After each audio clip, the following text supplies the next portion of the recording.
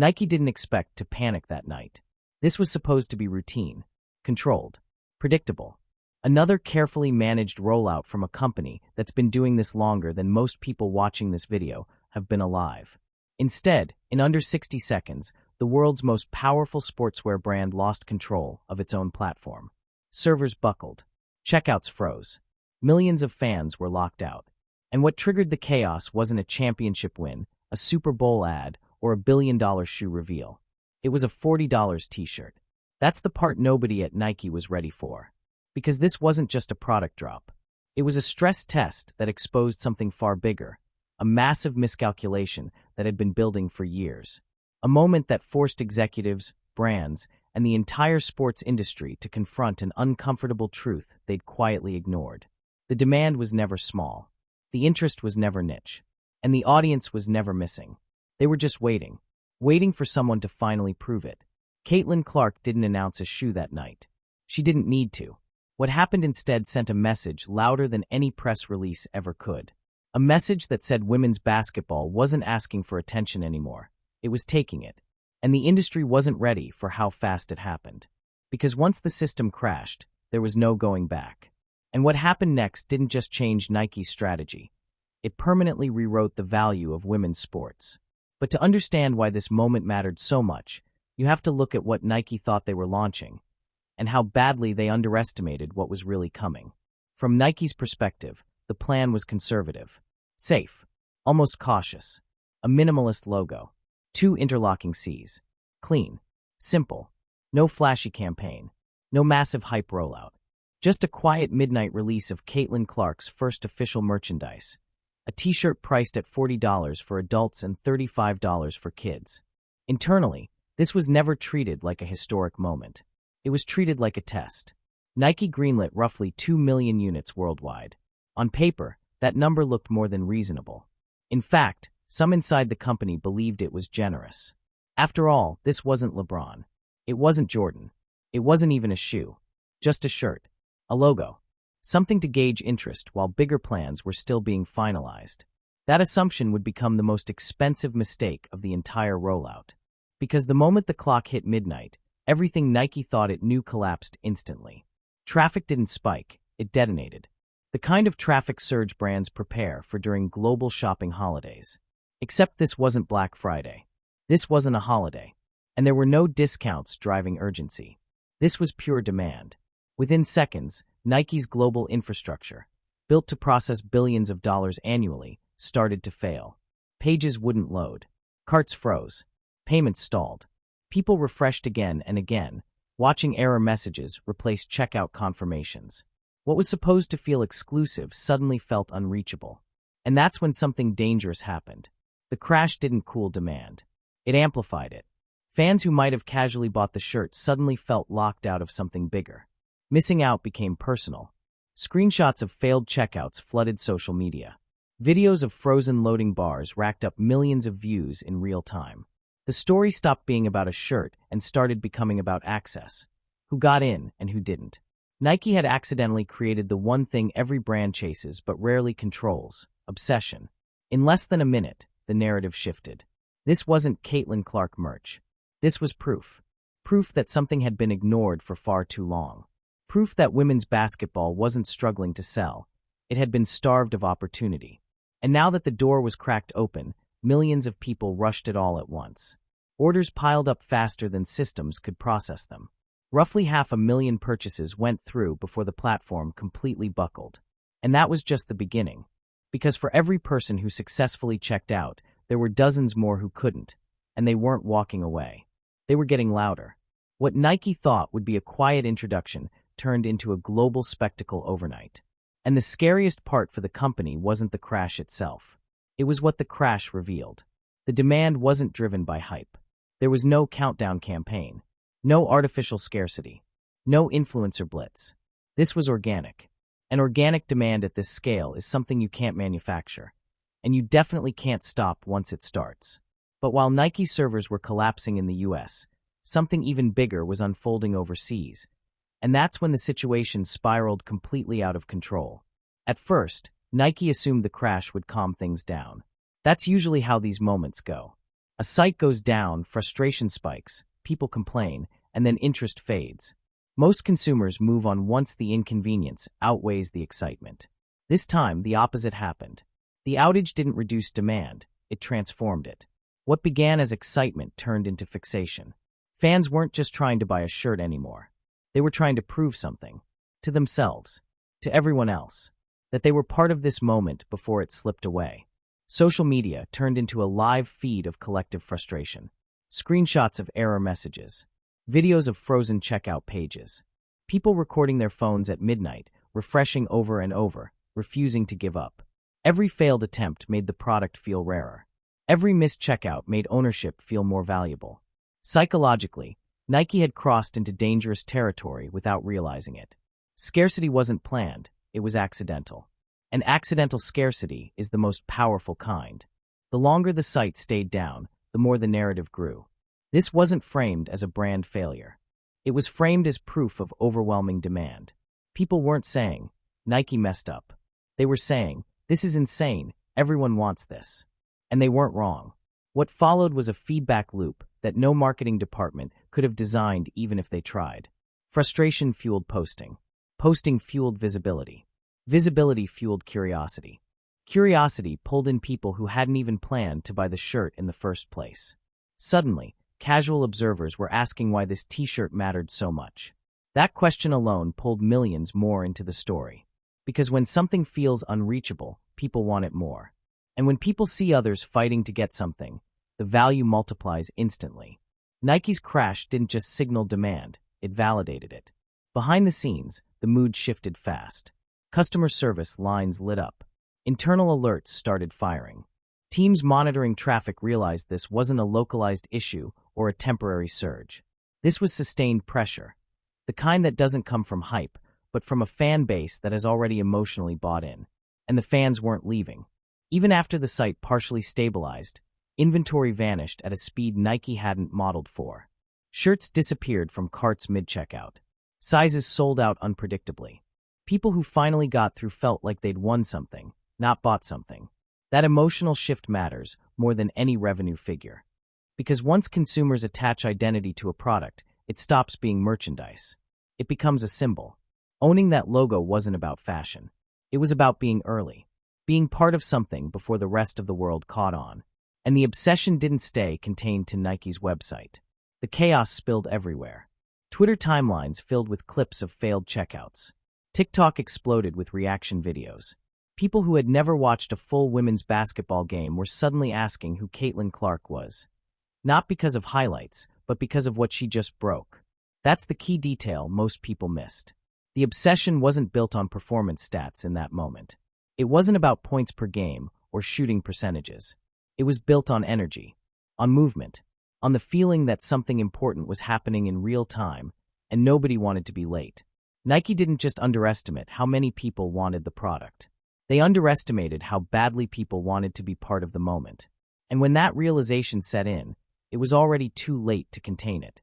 Because the obsession had crossed borders. Time zones, languages, cultures. While the US was refreshing error pages, the rest of the world was waking up to chaos of its own. And that's when Nike's problem stopped being domestic and became global. While Nike scrambled to stabilize its systems in the US, something far more alarming was unfolding across the rest of the world. This wasn't a regional surge. It wasn't an American-only phenomenon driven by college basketball fans or WNBA viewers. The demand didn't sleep. It moved with the sun. Europe woke up to locked checkout pages and empty carts. Asia opened its morning feeds to screenshots of sold-out notices. And in markets Nike had never treated as priority territories for women's basketball, the reaction was even more aggressive. Because scarcity travels faster than explanation. International fans didn't need context. They didn't need breakdowns of Caitlin Clark's game or long explanations about her resume. All they needed to see was one thing: millions of people fighting to buy something and failing. That alone told them everything. In Japan, fans lined up outside physical retail locations hoping to find leftover stock that never arrived. In Tokyo, small crowds formed before stores even opened, driven by rumors that shipments might appear overnight. No official announcements. No confirmations. Just word-of-mouth urgency spreading faster than Nike could react. In China, the story escalated instantly. Resale platforms began listing Caitlin Clark shirts for eye-watering prices, $1, $500, then $2,000, then climbing even higher. Some listings reached nearly $3,000 within days. Not for autographed gear. Not for game-worn memorabilia. For a mass-produced t-shirt that Nike thought would quietly test interest. That's when the reality became impossible to deny. You don't see international resale markets explode like that unless demand is uncontrollable. These platforms don't speculate on hope. They respond to behavior. And behavior was screaming one message. This wasn't a niche product, it was a global signal. What stunned analysts wasn't just the price inflation. It was how fast it happened. There was no waiting period. No slow buildup. The moment supply dried up, secondary markets filled the vacuum instantly. That only happens when buyers believe more demand is coming, not fading. Nike had built its women's basketball strategy on incremental growth assumptions. Gradual adoption. Slow cultural momentum. But the global reaction shattered that model in real time. This wasn't growth. It was release. Years of pent-up interest finally finding an outlet. And that outlet just happened to be Caitlin Clark. The international response forced a new question inside Nike's walls, one they hadn't seriously asked before.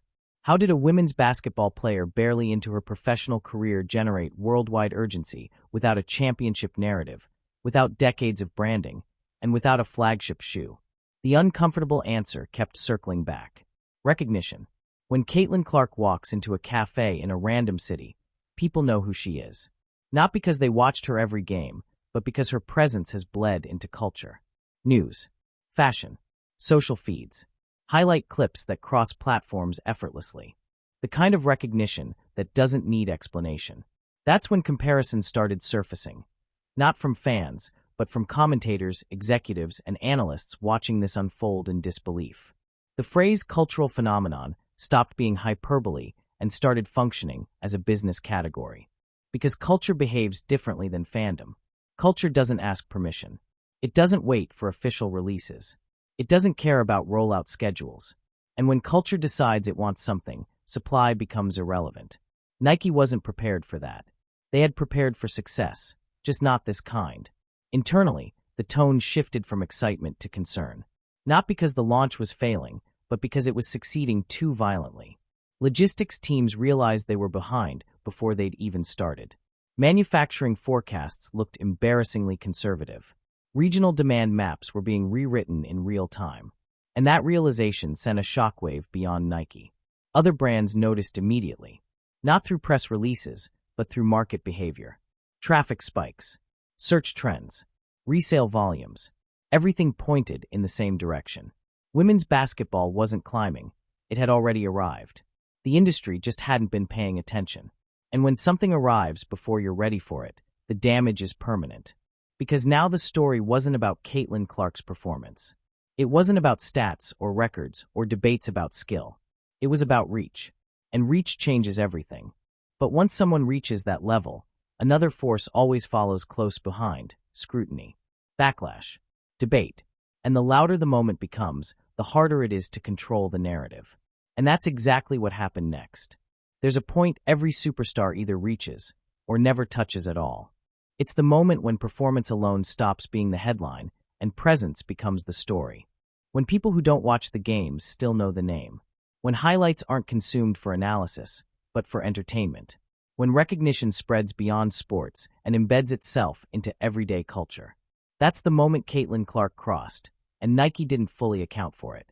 Because greatness and cultural dominance are not the same thing. Plenty of elite athletes stay confined to their sport. They're respected, celebrated, and forgotten outside of game days. Cultural figures behave differently. They travel. They convert audiences. They bring outsiders in. And that's exactly what Caitlin Clark was doing long before the merch drop ever happened. Her highlights weren't staying on sports pages. They were circulating through TikTok, Instagram, and Twitter feeds alongside music clips, comedy skits, and viral trends. People who couldn't name 5 WNBA teams could recognize her shot. Her logo. Her presence. Not because they studied her game, but because the internet decided she mattered. That's the difference Nike misjudged. When the t-shirt launched, It didn't just activate basketball fans. It activated observers, casual viewers, people who wanted to be early adopters of the next big thing, whether they fully understood it or not. That's how culture spreads, quietly at first, then all at once. The moment media outlets outside of sports started covering the crash, the shift was complete. Fashion publications mentioned it. Business analysts broke it down. Entertainment shows referenced her without explanation. When a name no longer needs context, it's already crossed the line. And that's why comparisons started forming, carefully at first, then more openly. Not to LeBron, not to Kobe, but to something even broader. Taylor Swift. Not because of sound or style or personality, but because of effect. Taylor Swift doesn't just release music. She moves markets. She crashes ticketing platforms. She creates secondary economies. She turns merch into identity signals. And most importantly, she pulls in people who weren't fans 5 minutes earlier. That's what Caitlin Clark was doing to women's basketball. Nike thought they were marketing to an audience. They were actually responding to a movement. And movements don't wait for permission. This is where things became uncomfortable for a lot of people watching from the outside. Because cultural dominance always invites questions. Who deserves it? Why now? Why her?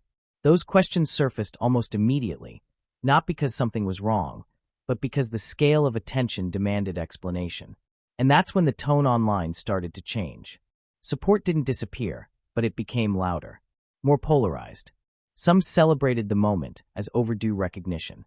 Others questioned whether this attention was being distributed fairly. The conversation drifted away from basketball and into territory Nike knew could become volatile if mishandled. But here's the reality most brands don't like admitting. Culture doesn't care about fairness debates. It responds to momentum. And Caitlin Clark had momentum that couldn't be paused, redirected, or politely rebalanced. The attention wasn't being forced. It was being followed. Brands didn't create it, they reacted to it. Nike's job wasn't to decide whether she should be this big. Their job was to keep up. And they already weren't. Because while critics debated narratives and commentators argued symbolism, the data was screaming something else entirely. Views, engagement, searches, resale activity, all pointing in the same direction. This wasn't hype manufactured by marketing spend. It was demand revealing itself faster than institutions could process. And when an athlete reaches that point, everything around them changes. Contracts, endorsements, media framing, even how peers are evaluated. That's when the pressure builds. Because cultural dominance doesn't just elevate, it exposes. It exposes industries that were slow, brands that hesitated, systems that underestimated. And it forces everyone to explain why they didn't see it coming. Nike was now facing that question publicly. And as the attention intensified, another force inevitably entered the conversation, backlash. Not because the moment wasn't real, but because moments this big always challenge existing narratives.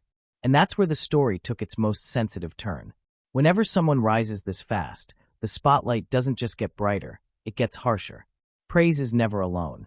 It always brings scrutiny, side-eye commentary, and narratives that try to explain success in ways that feel more comfortable to the people watching from the outside. Caitlin Clark's moment was no different. As the merch chaos spread and headlines multiplied, a new conversation started bubbling underneath the excitement. Not about basketball, not about performance, but about why she was the one receiving this level of attention. Questions turned into opinions. Opinions turned into accusations. And suddenly, the conversation shifted from celebration to justification. Some voices argued that this moment represented imbalance. Others suggested favoritism. A few framed the entire situation as something deeper, implying that factors beyond performance were driving the opportunity. The phrasing stayed vague, but the implication was clear enough for anyone paying attention. Nike knew this discussion was coming. Every time a brand elevates one athlete above others, especially in a space that has historically been overlooked, the decision gets dissected. People don't just ask whether the move makes sense, they ask what it says. And those interpretations can quickly become louder than facts if they're not grounded in reality. But here's what separated this moment from past controversies. The market didn't hesitate. While debates unfolded online, sales data didn't slow. Engagement didn't dip. Resale prices didn't soften. If anything, the attention, positive or negative, only expanded reach. People who had never planned to buy anything suddenly wanted to see what the fuss was about. That's the uncomfortable truth many critics ignore. Controversy doesn't kill demand when demand is real. It tests it. And Caitlin Clark's demand passed that test instantly. Nike didn't respond to commentary with statements or defenses. They didn't need to. Corporations at that level rarely engage in narrative battles when numbers are on their side. Instead, they let the data speak, and the data was overwhelming. Views on Nike's Caitlin Clark posts surged into the tens of millions. Engagement ratios outperformed campaigns tied to far more established athletes. Search trends didn't spike and fall. They climbed and stayed elevated. That consistency matters more than virality. It meant interest wasn't curiosity-driven. It was sustained. Meanwhile, the original criticism began to fracture under its own weight. Because once people looked closer, the explanation became simpler than the narrative suggested. Nike wasn't making a statement. They were making a calculation. Marketability isn't awarded. It's revealed. And Caitlin Clark had revealed hers long before the shirt ever dropped. Years of viral moments. Record-breaking viewership spikes. Non-sports media appearances. Crowds showing up just to say they were there. This wasn't something Nike created. It was something they finally acknowledged. That distinction matters. Because brands don't gamble hundreds of millions on symbolism. They respond to signals. And the signal surrounding Caitlin Clark was impossible to ignore. She wasn't just converting basketball fans. She was pulling in people who had never engaged with women's sports at all. That's the part no Backlash narrative could explain away. If this attention were artificial, it would have collapsed under scrutiny. Instead, it expanded. Every attempt to question the moment only pushed it further into public consciousness. People who might have stayed neutral now picked sides. And when sides form, engagement multiplies. Nike wasn't watching a controversy spiral. They were watching a feedback loop accelerate. And behind closed doors, the realization became unavoidable. This wasn't about defending a decision. It was about catching up to one they should have made sooner. Production forecasts were being revisited. Logistics plans were rewritten. Because the market had already answered the only question that mattered. Is this real? The answer was undeniable. And while debates continued online, something else was happening quietly. Something that confirmed everything Nike needed to know. A shadow economy was forming around Caitlin Clark's merchandise, moving faster and more efficiently than official supply ever could. That's when the story shifted again. Because once resellers get involved, emotion turns into money. And money doesn't argue, it acts. If there was still any doubt about whether Caitlin Clark's moment was real or manufactured, it disappeared the second the resale market got involved. Because resellers don't care about narratives.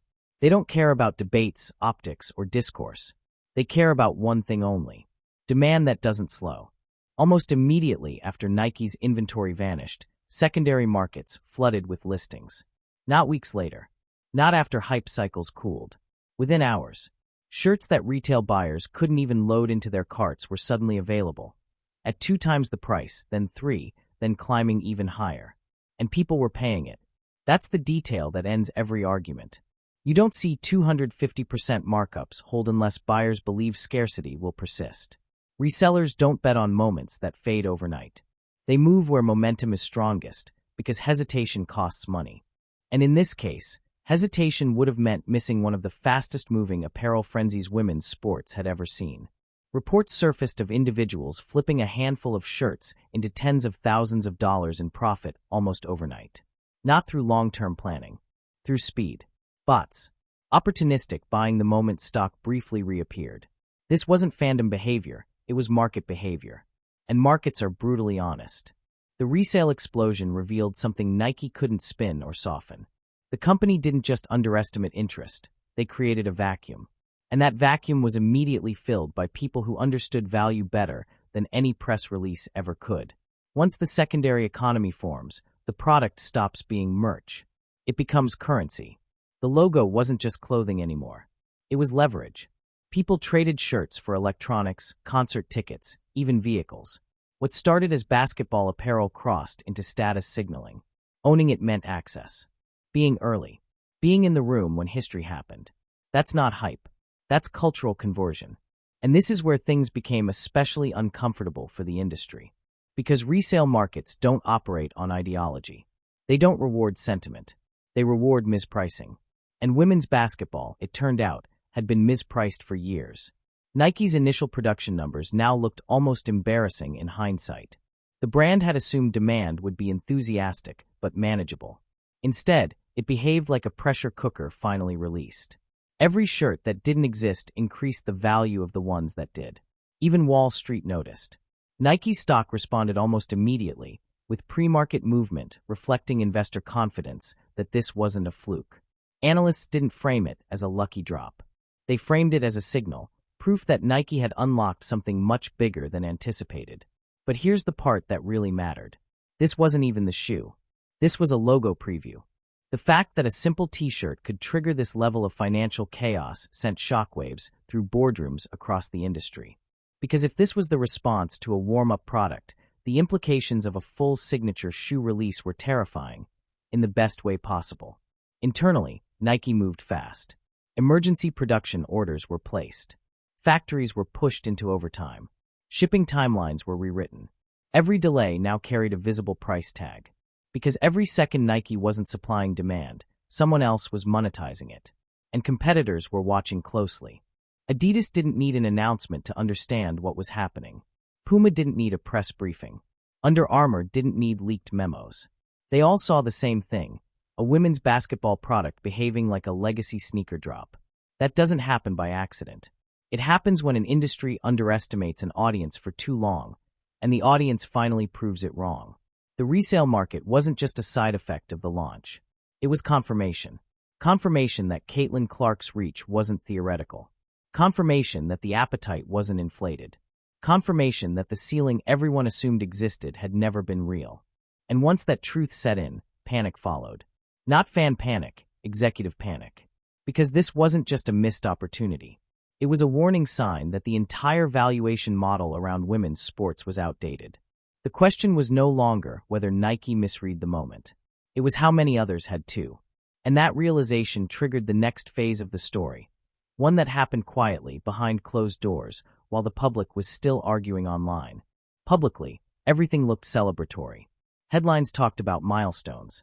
Commentators praised momentum. Social media framed the moment as a win for women's basketball.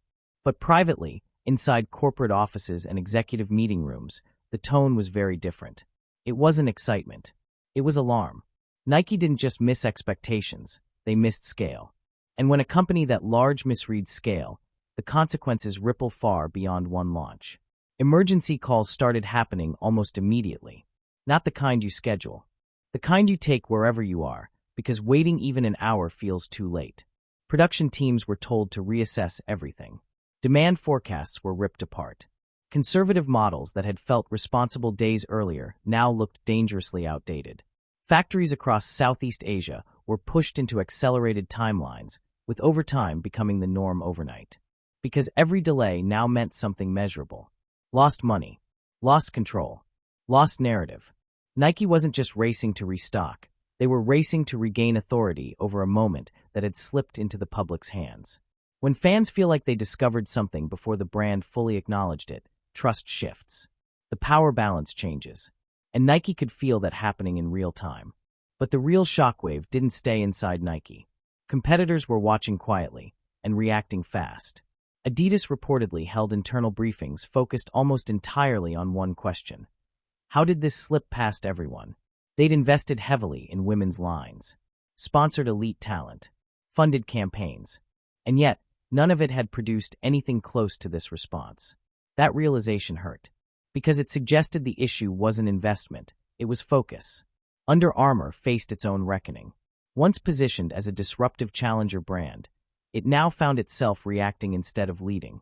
Analysts inside the company reportedly flagged the Clark moment as a failure of vision, not execution. They hadn't missed a trend. They'd underestimated a shift. Puma and Reebok weren't spared either. Emergency conversations surfaced about brand relevance, timing, and why their women's basketball strategies suddenly felt invisible. Not ineffective, invisible. And in culture-driven markets, invisibility is fatal. The panic wasn't about Caitlin Clark herself. It was about precedent.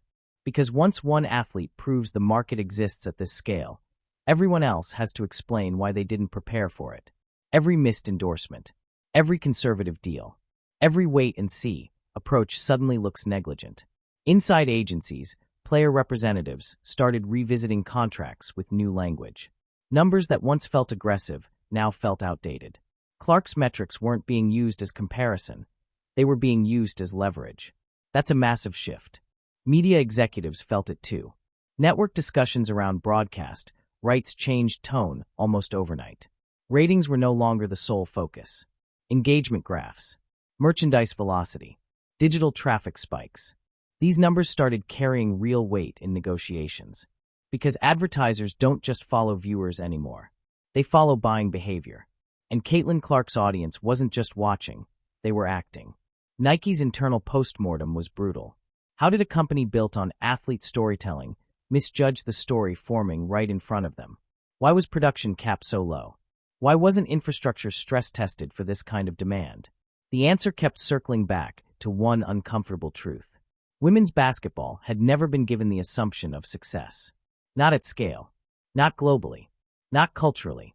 Everything had been framed as incremental, experimental, conditional. And now, that mindset had been publicly exposed. Once you witness demand explode without artificial hype, there's no way to unsee it. The industry didn't just get surprised. It got corrected. And while executives scrambled to adjust, the public story was still unfolding. Because as big as the merch moment was, it was only a preview, a warm-up, a warning. The most powerful product hadn't even been released yet. And once people realized what was coming next, the tension only intensified. Here's the part that quietly terrified every executive paying attention. None of this was the shoe. Not the crash. Not the resale chaos. Not the global obsession. All of it came from a logo and a t-shirt, a placeholder for something much bigger that hadn't even entered the market yet. And once that reality set in, the implications became impossible to ignore.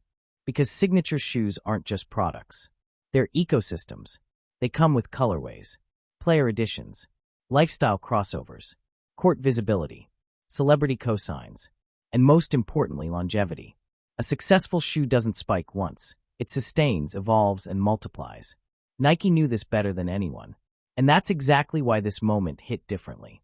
If a $40 shirt could behave like a legacy sneaker release, what would happen when Caitlin Clark's actual signature shoe arrived? That question spread fast. We'd already seen a preview in plain sight. Player edition Kobe sneakers tied to Clark's Indiana Fever colors had been quietly dropping and quietly selling out. Not over weeks. Not over days. In minutes. Sometimes faster. The resale followed immediately, doubling retail prices almost overnight. Those weren't hype-driven buyers. Those were people preparing for a release they knew would be bigger. Analysts began whispering comparisons they were hesitant to say out loud. Not because they were exaggerations, but because of the weight behind them. Nike's most important women's basketball release ever. Possibly their most impactful basketball shoe since LeBron. Some even dared to mention Jordan-era signals, not in legacy, but in disruption. Because Jordan didn't just sell shoes. He changed expectations.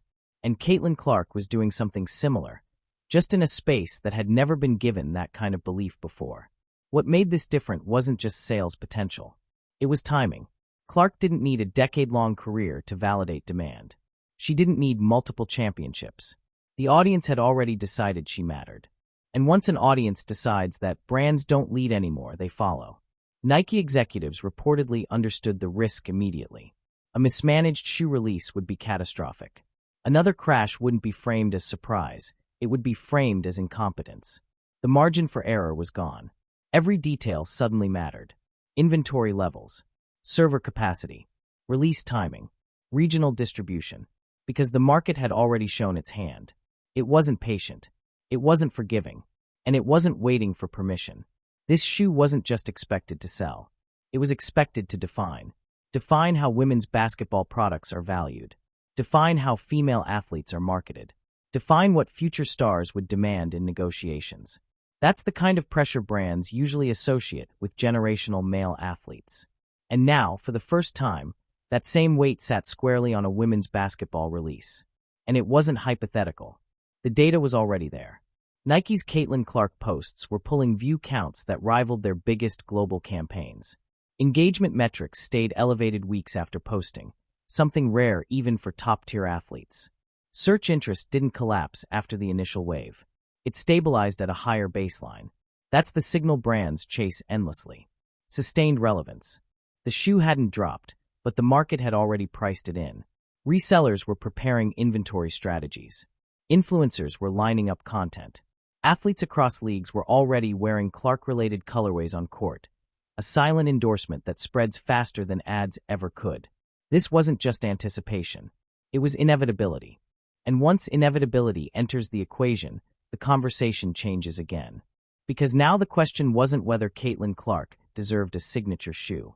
It was how the rest of the industry would respond once it reshaped the landscape entirely. Because when one athlete proves the ceiling never existed, everyone else has to renegotiate their place beneath it. And that ripple effect was already forming. Once the magnitude of Caitlin Clark's impact became undeniable, the shift didn't just happen in public. It happened quietly, systematically, and permanently across the business of basketball. And that's where the real change took place. Because industries don't transform when fans celebrate. They transform when money moves. Behind the scenes, agents began rewriting their language. Negotiations that once started with caution now opened with confidence. Numbers that had previously been framed as ambitious suddenly felt conservative. Clark's merch performance wasn't being used as a comparison. It became evidence. Evidence that the market had been artificially capped. For years, women's basketball contracts were built on assumptions. Assumptions about limited demand, limited audiences, limited commercial upside. Those assumptions weren't malicious. They were convenient. They allowed brands, leagues, and networks to underinvest without consequence. Caitlin Clark shattered that framework in a matter of weeks.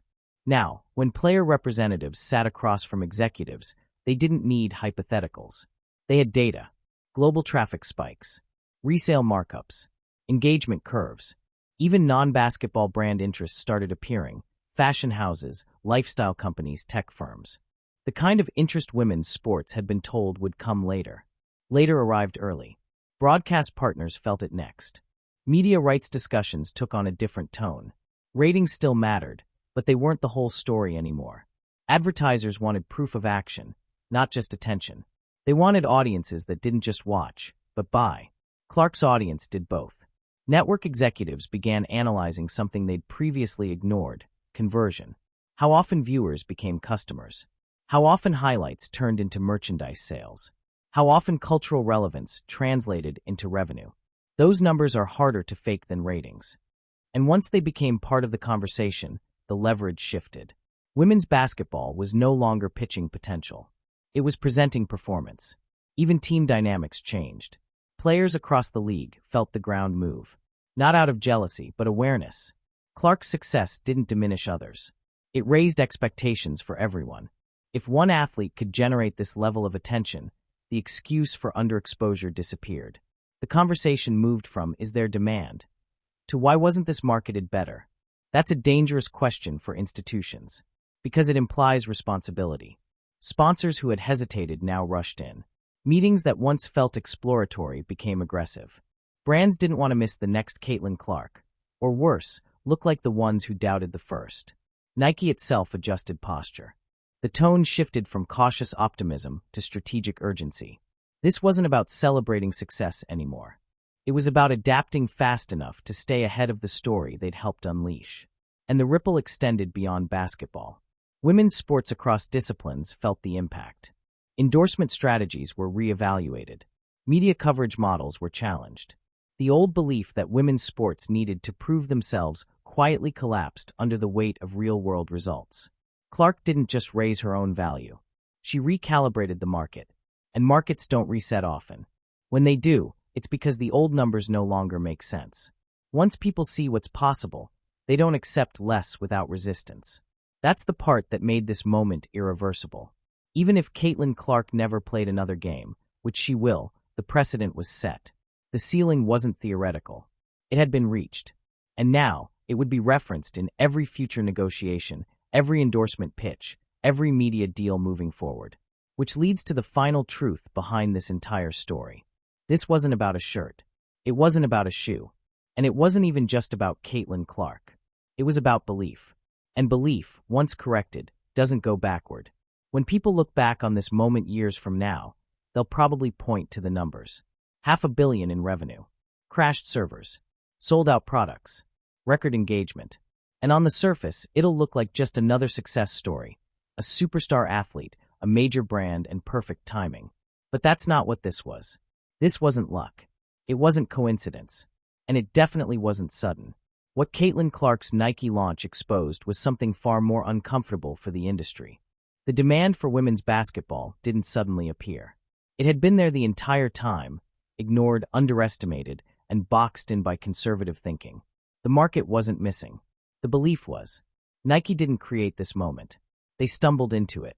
And when the systems failed, when the inventory vanished, when resellers moved faster than factories, it revealed a truth no debate could cover up. When women's sports are given visibility, access, and belief, the response isn't polite support, it's overwhelming demand. That's the part that changes everything. Because once that truth is visible, there's no pretending anymore.